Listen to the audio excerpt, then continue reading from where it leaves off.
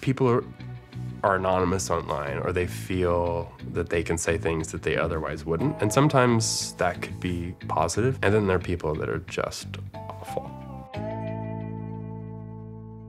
You so unattractive, accompanied by the fact that without facial hair, you'd look like a swole-ass Jodie Foster. And it's funny. It also hurt my feelings, though.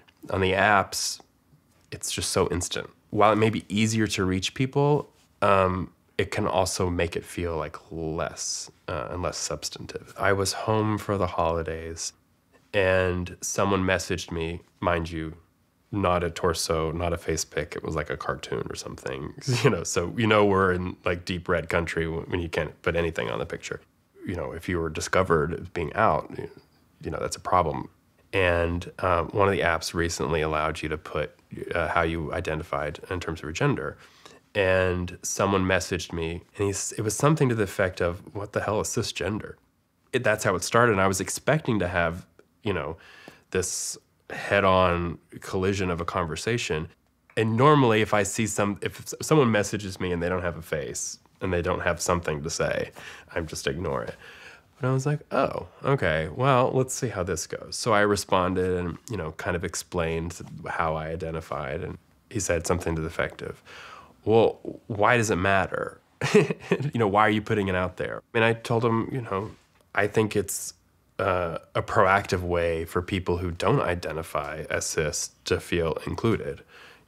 I can say, I'm cis and I use, he and him pronouns, and I welcome you to share with me how you identify.